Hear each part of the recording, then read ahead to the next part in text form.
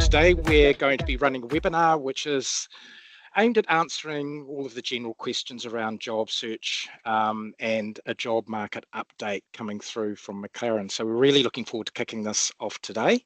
I'll now hand it over to Nan and Kirsty. Thank you, Craig. Hi everyone, welcome. Just a few quick housekeeping things. If you could keep your cameras off and your microphones off, that would be great. Thank you. I'm Kirsty McLaren, and as Craig said, this is my colleague Nan Ewan. We're from recruitment agency McLaren Recruitment. We specialise in recruitment at all levels, from admin to chief executive and everything in between. We do work across all sectors, but are most well known for our experience in the not-for-profit, charity and membership space. Thank you for the introduction, Craig, and to introduce our partners here at My Career Brand. Joining us is Craig McAlpine, Gordon Holmes, Wendy McPhail, Kyla Hindle, from the team there at My Career Brand. Since 2011, My Career Brand has been delivering career coaching, including career transitioning, outplacements, career direction, onboarding, CV writing, outplacement, LinkedIn and job search strategy. Craig, Gordon, Kyla and also Wendy combined decades of expertise with the latest in AI, as well as contemporary research to provide practical, personalised coaching. They are engaged by employers and individuals throughout New Zealand and overseas, with most of their clients coming through referrals, a testament to their success in delivering great outcomes for their clients. As Craig said, our webinar today is focused around answering your job search questions. So a few weeks ago, we went out to our network of job seekers to really ask them, what are your burning questions about job hunting, the job market, and how to set yourselves apart. We did have a number of questions come through, which we've prepared answers for, and we'll do that shortly, but also encourage you to send through your questions today using the chat function, which we'll come to at the end and get to as many as possible. Before we get started, we thought that we would provide you with a brief job market update. Thank you. Look, the job market is still pretty tough out there at the moment for most people, unfortunately. However, after 2 years of consistent declines, there is a glimmer of stability returning to the New Zealand job market. We're starting to see some movement, which is really positive. The latest state market report update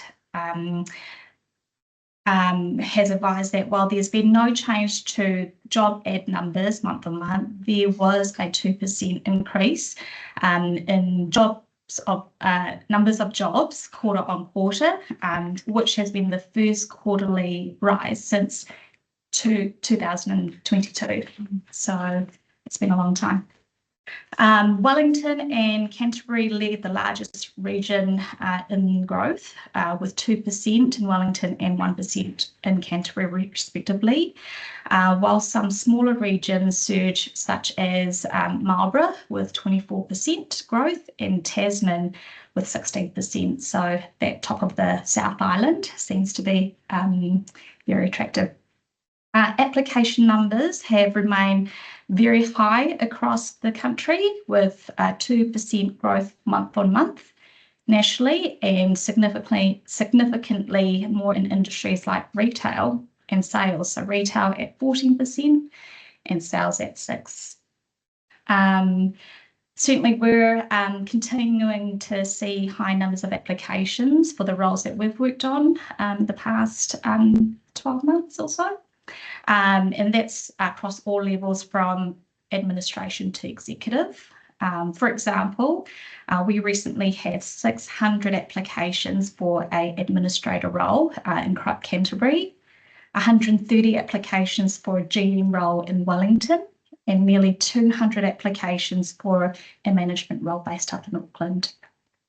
So it really highlights the competitive nature of the job market and why it's important to set yourself up to stand out amongst the sea of applications, which we'll talk more about today. Looking up, sorry, 2 more minutes, Craig. Looking ahead for the rest of 2025, obviously don't have a crystal ball, but many organisations will be starting a new financial year on the 1st of July. And of course, we've got the budget 2025, which will be delivered on the 22nd of May. That'll provide some clarity around government's priorities and therefore mean employers can determine what their priorities and initiatives will be for the next year. So hopefully that will lead on to growth and development and further growth and job opportunities. Until then, obviously, there will continue to be opportunities, so it's important to be ready to go and hit the ground running when they present themselves. So that's obviously what we're going to talk about today. So without further ado, let's get into those questions.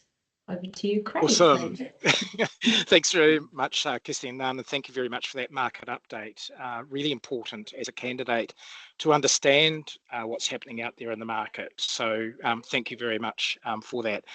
As Kirsty mentioned early on, Kirsty and Nan mentioned early on that we've actually gone out to the market and we've asked for what are the high level questions or the most prominent questions people are asking. We've come up with 7 initially, so we'll cover those off with each of the panel answering the questions 1 through to 7. Then we're going to open it up to everybody here on the call, and again thank you very much for joining us.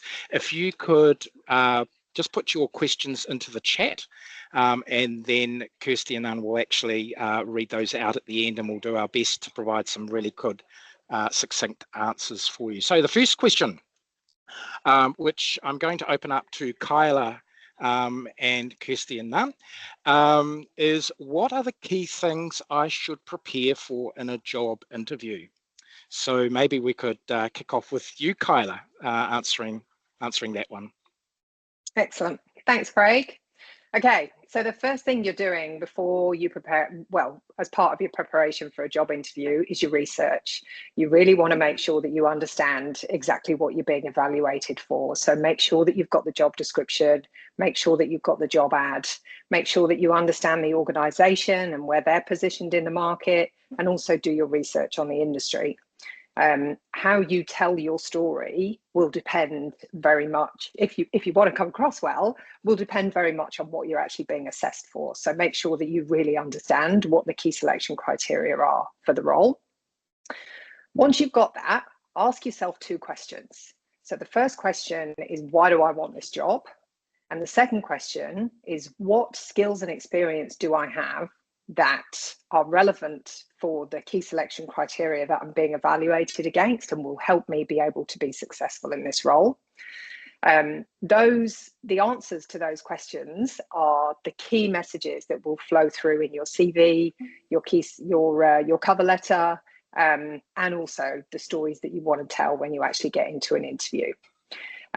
So in terms of preparation, you want to start thinking about working your way through the key selection criteria or the responsibilities or the key competencies that are being called for, and align your career experience or situations where you've faced similar tasks to those key selection criteria. And you also want to get ready to introduce your experience kind of generally. You're probably always going to get asked, tell me a bit about yourself or walk me through your CV. And the recruiter or the hiring manager just want to hear you talk for a few minutes. So once you've done all that stuff and you know the stories that you want to tell, actually practice telling them.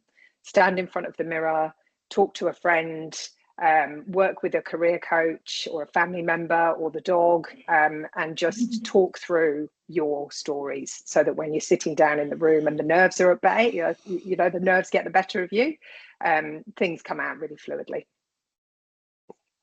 Okay, Kirsty and Nan. Yeah, I think just probably two things that I would add to that. As I said, a lot of the organisations that we work with are in that not-for-profit charity sector, and for them, they are mission and values driven. So another thing to think about is, the mission and values of that organisation and how those align with you personally, because often in that sector, perhaps employers are a little more willing to overlook a lack of skills and experience because they really want to feel that people, are aligned with what they're doing and really actually want to work with them and their mission. So I think that's really important. And another thing, when you're actually in the interview itself, really important to remember to talk about yourself as I did this. It's really easy to talk, particularly as Kiwis, sort of collectively as we, but what the interviewer really wants to know is what specifically was it that you were responsible for. So try to remember to say, I did this. Great. Hey, thank you both for that. Those answers. That's really great. Right, keeping things moving along quickly now. I'm going to invite Gordon to answer this next question. Gordon's from My Career Brand. How do I decide my career direction? Gordon. Hello, everyone. This is a challenge that quite a few people face at some point in their career, and it can be quite difficult to decide on your own. The question often arises for a number of reasons. We might not be enjoying our work anymore. It might not be fulfilling or as purposeful as it used to be. It could be that we've always had a hankering for something else, but we're not quite sure what it is or where to start. Or external events might have an impact on us. It could be redundancies, it could be new technologies. And what I've found is that often people have a few ideas about what they might like to do, but they tend to go round and round in their head and they don't quite know how to land this. And friends and family can want to be keen to help, and they're well-intentioned, but they're not always objective or know about your capabilities and have the experience to help you. So what we've found is that people need to follow a proven process, and it's helpful to do a series of exercises that look back over your career to gather new insights and reflections about your career. Perhaps doing exercises like where you really enjoyed your work, you were in flow and going really well. And what was it about that, and can that be replicated? And when you are thinking about career direction, also think about your personal goals, because work is a subset of our personal goals. So we need to integrate our work with where we're going in our own lives. And also remember to think beyond the current job. Don't just think about the next job in terms of direction, but the job after that and where that might go. And you may need to do some research about the requirements of your preferred career direction. It may be that you can go straight to it, or it might be that you need to acquire some new skills, some more experience, perhaps even a different qualification. And if that's the case, then you need to create a plan to take you from where you are to where you want to get to. And then as you're pursuing your new career direction, also take some time to test whether it's exactly what you thought it would be and whether it's something that you're wanting to continue with. So follow a process, and if you need some guidance and support, then always engage, you have the option to engage a career coach that's got experience helping people with their career direction. Great. Excellent. Thank you very much, Gordon. Okay, moving on quickly to question number 3. What are the key things to get right on my CV? And I'm going to ask either Kirsty or Nan to quickly cover that off, and then I'll follow up with some additions to that. For sure. Thanks, Craig. Look, the first one on my list here is spelling and grammar. As simple as it sounds, and as cliche as it sounds, it's the first window into your written communication skills and attention to detail, which are two things that hiring managers look for closely. Other things are contact details, so including your contact phone number and getting your email address correct, and also make sure it's professional. You might want to leave behind the one that you set up back at college, and also making sure that your experience is in chronological order, with the most recent one first, and putting the month and the year in which you were in the role. Another question that we do get asked often as well is if you've got short tenures or gaps in your CV, you might want to address that, the reasons why. For example, such as a contract role or a fixed term tenure, covering a maternity cover or sabbatical. Another thing we recommend is a personal statement, which talks about who you are, what you offer, accomplishments, and what you're looking for in a new role. And very similar to what Gordon mentioned earlier, it's about thinking about your career aspirations. Ideally 3 or 5 lines or a paragraph is sufficient. It's your professional snapshot and sets the tone for the rest of your CV. Great. Yeah, over to you, Craig. Excellent. Yeah, I wrote down 5 key things here, and of course there's a lot more, but look, the first page really matters. You know, we often hear about the stat of you've got 6 seconds. I believe it's actually less than that now, and it can be an applicant tracking system, an AI tool, or a recruiter that really needs to get to grips with what you are. So you need to be able to talk to the role. Okay, many people ask, should I customize my CV for each job application? The answer is absolutely yes. You need to talk to the role. Now, that doesn't mean to say you have to rewrite your CV. There's going to be the core of your CV that is there and able to be used, but you need on the first page to make sure that it resonates for the role at hand. Don't forget the you in this. I often hear recruitment consultants and hiring managers saying, okay, that's great, it's very technical, it's very cold, but what about the person? So they want to read more about you in there. They want to get the essence of who you are, the authenticity. So don't forget about you. You're really important. After all, it's you they're hiring. Lose the cliche. You know, often people will use AI, you know, ChatGPT or something.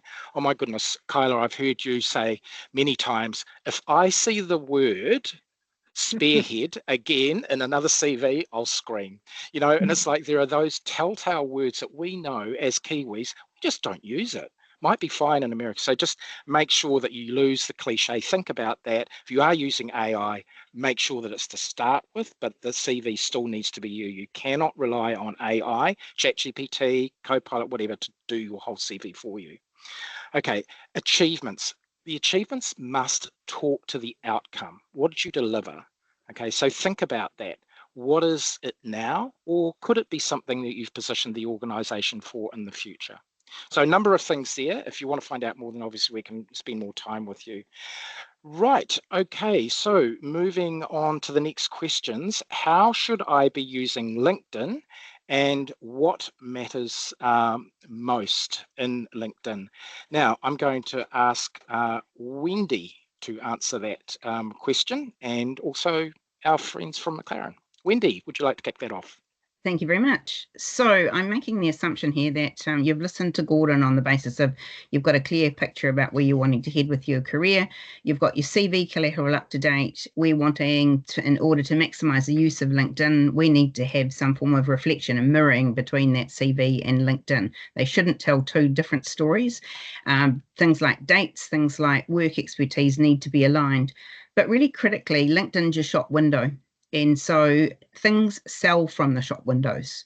And so you need to make sure that you keep this relevant, up to date, and you actually develop a set of protocols or a set of activities that are aligned to people getting to know you on LinkedIn. Firstly and foremost, probably look at your connections. Do you need to build those up? But don't go haywire and add 100 in a day. Otherwise, you'll find yourself locked out by LinkedIn. So you're wanting to do that small and on a continuous basis. You're wanting to look, you've heard McLaren talk about the importance of making sure that the written word is well written, that it has no errors, that you represent the best possible you on that. I've only got a very short time, so we won't talk to how that's done. Back to the shop window. It's just like, do you have a professional photo? Do you have a banner photo? Those words under your profile photo are probably some of the most critical aspects in terms of the bots on LinkedIn. They should actually replicate what it is that you do or want to be doing or want to be known for. So is it as a specialist engineer in a particular field? Is it as an independent director? Is it as a general manager? Is it as a marketing guru? So those words are absolutely critical. How then do you actually build up your activity on LinkedIn? There's 4 particular areas. One is actually liking posts that others put up. Second thing is actually making comments. Third thing is actually sharing something of interest and actually putting a piece around that. It might just be a sentence. And obviously, probably the thing that has the greatest meaning is actually putting up your own posts. You can build that as to collateral with a sense of actual having a post outline and a calendar. This can all be automated. Once again, don't go haywire with these things. If you've been silent for years, it's a small and it's a little often rather than everything every day. So there's a real subtlety around that. But once again, make it relevant. Keep it updated. It's a living document, as is your CV, and those things really need to tie together. Okay, I'll hand back to you. Over to McLaren. Thanks, Wendy. From our perspective as recruiters, it may be useful for you to know how we use it. So when we are recruiting for a particular role, yes, we advertise, but equally we proactively search for people who have the skills and experience that we're looking for. It's important to ensure that it's up to date, and there's different schools of thought around the open to work banner. I'm ambivalent. However, if you don't want the whole world to know that you're open to work, there are some settings that you can use to so that recruiters can see that you are open to work, and it's not publicly using that banner. And of course, you can also use LinkedIn to apply for jobs. We put all of our vacancies on LinkedIn as well, and those get pushed out through various different algorithms. So those are the ways in which we use it, and of course connect with recruiters on LinkedIn as well, so that they can see your activity, they can find you. Great.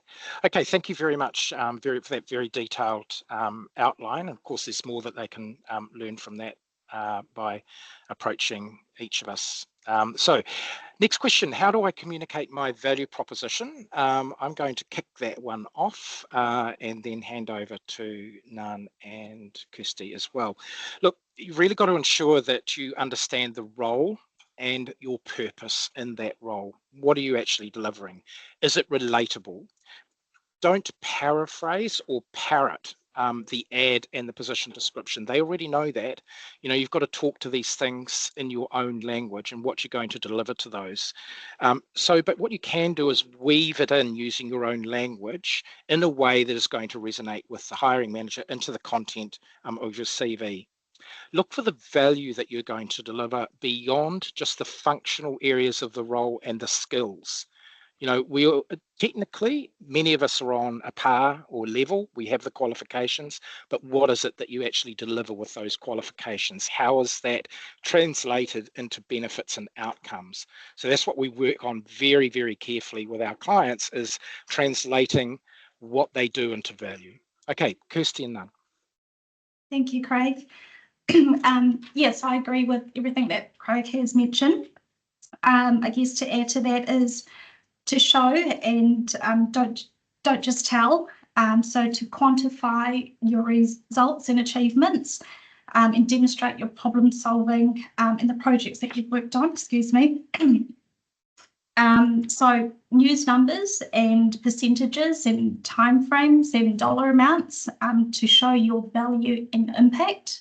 And ensure that you're using different channels to showcase your value. So whether that be through your covering letter or your CV, your LinkedIn pages, and making sure that that aligns well with your answers in the interviews as well. And to add, it's your opportunity to show a bit of your personality. which is how you're going to differentiate yourself amongst the sea of people that may have similar skills and experience to yourself. Great, thank you very much. Now, I'm just really aware of the time here, so we might have to move the answers to these questions along in quick pace. So how do I work with recruiters? And I'm going to ask Kyla and McLaren to do that. Kyla, could you go first, please? Yep. In the interest of being succinct, I would say collaboratively, introduce yourself to the recruiter, understand, and if they haven't got a specific role to speak with you about right there and then, agree how you will follow up with them so that you can make sure that you're staying front of mind with that person. We heard with the market update that it's very tight at the moment and that there aren't too many opportunities around. So you might find that it takes time, and you want to make sure that once you've had that initial conversation that things don't just drop off. So I think, agree a plan with the recruiter when you first talk to them as to what is appropriate for you to follow up with them. But I think also to understand that a recruiter is there. The role of a recruiter is to fill jobs for clients. They're not career coaches. And, whilst they might take time to support you and to work with you, it's not the key essence of their role. So I think just managing your own expectations as well as to what the recruiter can actually help you with is a great way to have a great relationship with them. Right. Kirsten, Nan. Yeah, I totally agree with that, Kyla. And there are different agencies work in different ways. In many ways, recruitment is recruitment, but large agencies, for example, might have a team of candidate managers whose job is purely to meet with and build a pipeline of candidates to put forward as and when appropriate roles arise, whereas others, such as ourselves, who are much smaller and we don't have those dedicated resources, we are busy working on roles that clients have retained us and given us a brief around what it is that they're looking for. So we are actively looking to speak with clients that meet that brief at that particular time. So we can't speak with everyone, unfortunately. But certainly encourage contact if there's a role that you're interested in or that you've applied for. Make a call, introduce yourself, ask some really intelligent questions about that, because we remember those things and those contacts. We've got people that we've placed 2 to 3 times in their career, which really demonstrates the depth of relationships that we seek to build. We try not to exclude anyone, but as I say, it's really difficult to speak with everyone. So be patient and be kind. Lovely way to finish off that. Be patient, be kind. I think this really resonates at the moment, being patient. Okay, so come on, Wendy. I hate networking. How do I get past this mindset? Aha. Whoops. Like that. Aha. Well, networking is none other than building and maintaining relationships. And I think Kirsty just led brilliantly into this. Having placed people 2 or 3 times in a career, that's because they maintain the relationships. I think people fear the word networking, and maybe they think about, actually, gosh, I've got to go in front of a meeting that I'm uncomfortable with. I might have to be asked to speak at a conference. I've got to stand up, and honestly, they freeze. That's actually not what we're talking about in this sense. If you find yourself in the market looking for a job, pick up your phone. Who is it in the phone that you should actually reach out to and have a coffee or a wine with, or a beer, depending on what is it that I need? What can they help me with? Let's have the conversation. Never end one of those conversations without asking the question, who do you think I could talk to next? Do you know anybody that might be able to help me in this area? At the same time, I actually suggest that you build up a list of this, whether it's a spreadsheet, whether it's a list. Keep track of who you've spoken to, when you've spoken to them. Rework in your head the word networking. Okay, I'm not sure that I'm a fan of it either, but let's actually think about, there's nothing wrong with thinking I'm going to another smoozing call. There's nothing wrong with thinking I'm having coffee with a friend. It might be a past boss. Before you do this, prepare your CV, prepare your LinkedIn collateral, get out there, start talking, set yourself the discipline of actually making contact with someone every day. It might be a phone call, it might be an email, it might be a coffee, it might be a wine, and you'll be surprised at where these sessions actually lead to. So I think the network piece, it's a word in our head. look at it as an opportunity to reconnect with people and meet new people. I think for the chance of time, Craig may well terminate me, so that's probably it. I love it. No, I would never do that. Hey, look, thanks everybody for listening to those questions. We've now opened it up to the floor, and I'm aware of what the time is. We're right on 1 o'clock, but maybe we've got time to answer a few more questions just from people who have raised them in the chat. So Kirsty and Nan, would you be able to just maybe share a couple of those questions, then you can select from the panel as to who you'd like to quickly answer them. Yeah, absolutely. This is along the lines of questions that we regularly get answered. Sorry, I am a nearly 61-year-old EA just made redundant. How can I shine in interviews over younger people, given my age, especially as I am not necessarily going to retire at 65? I'd like to take that one. Kylan? I'm happy to take that one.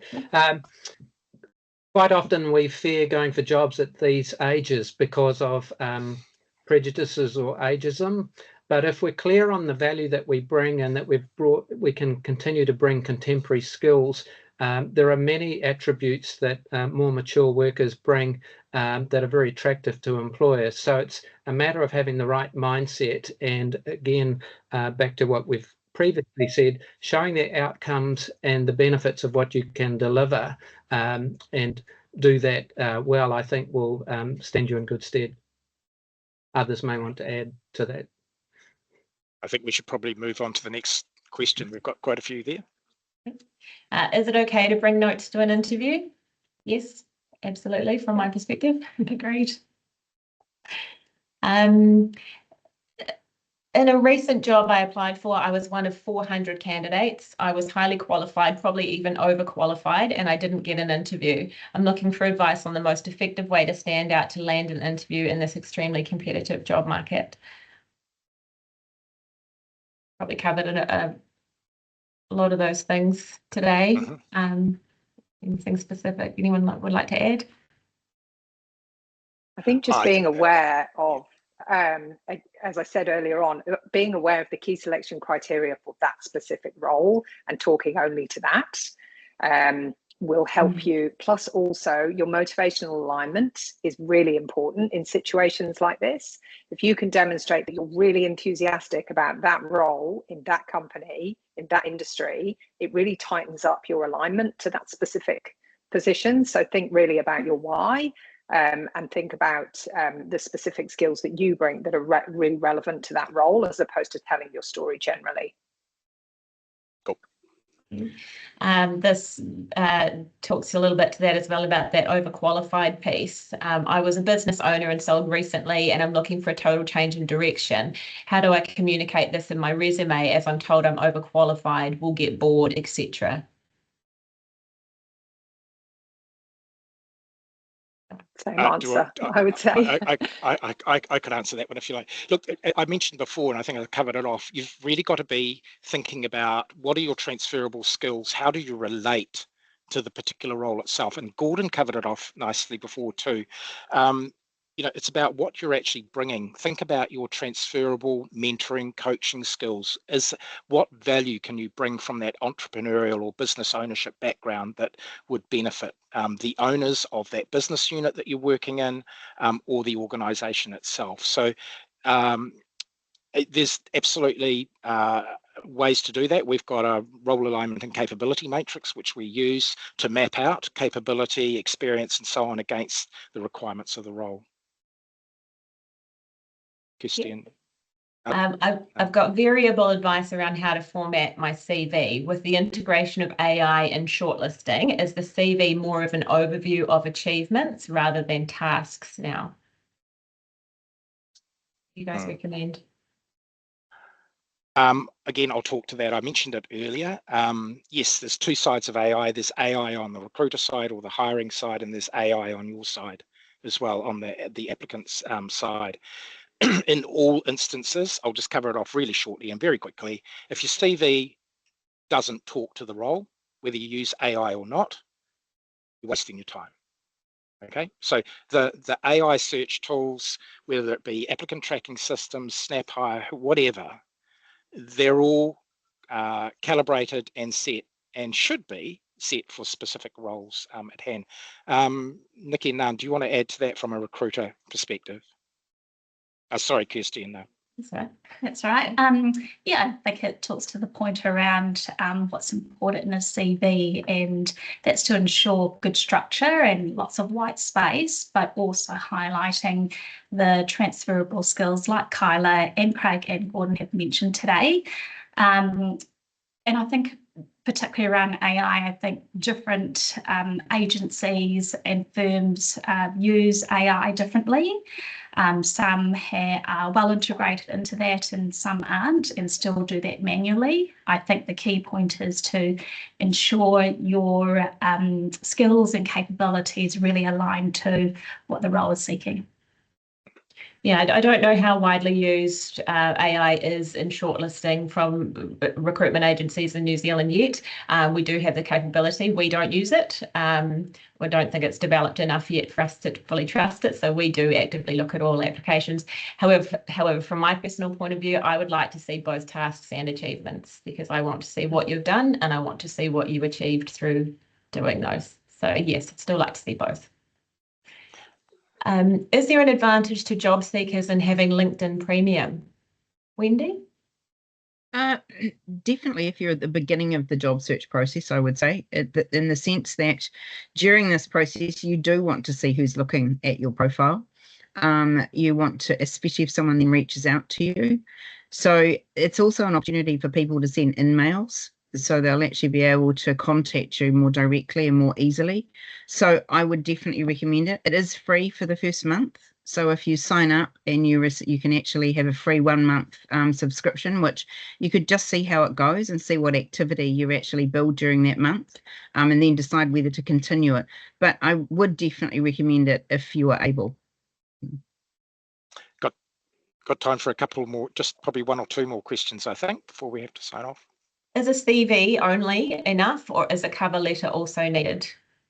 Absolutely, I'm in the cover letter camp. I think it is the opportunity to demonstrate your relevant skills and experience briefly for that particular role, as well as your opportunity to use your personality, as we were talking about before. So I much prefer a cover letter. Anyone have a different school of thought?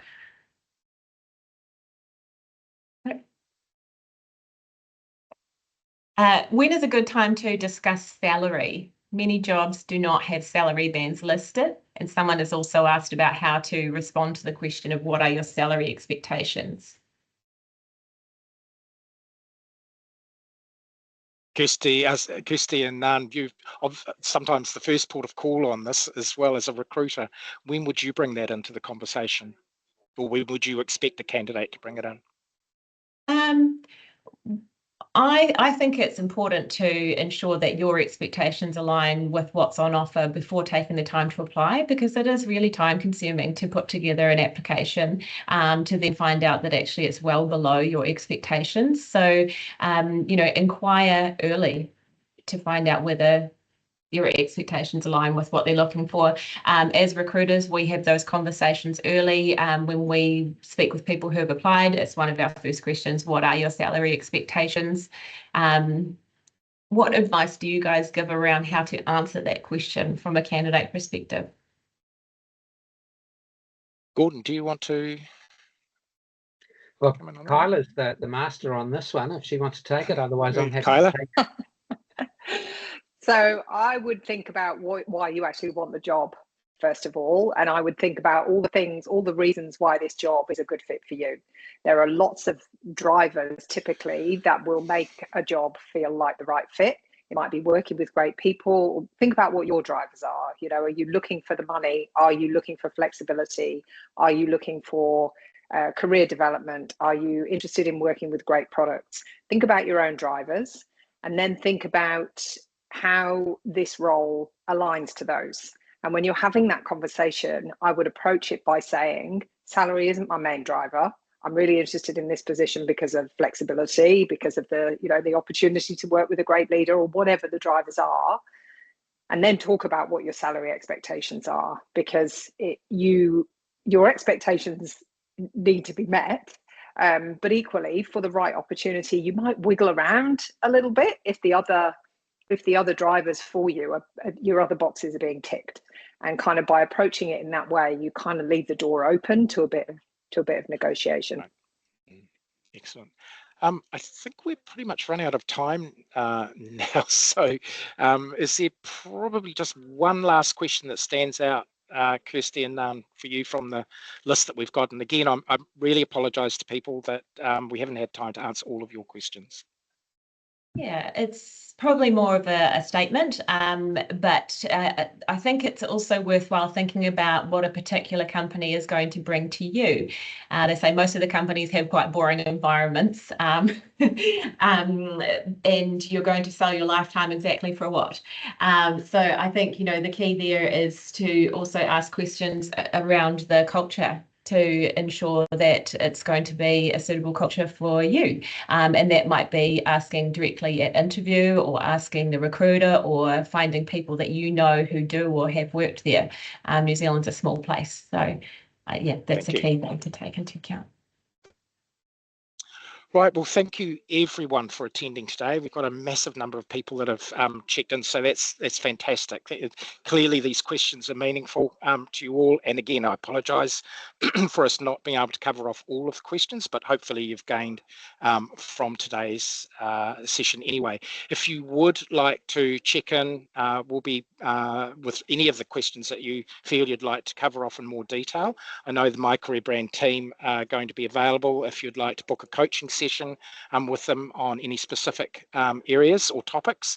We'll be sending out an email to you all that have attended, so you can expect that to come through, and we'll have a link to the video of today's webinar. Just in the meantime, you also can access the blog on McLaren's website, which is full of fantastic information there. They spend a lot of time in there. And do look out for McLaren's posts as well. There's some really great posts and newsletters that they put out on LinkedIn.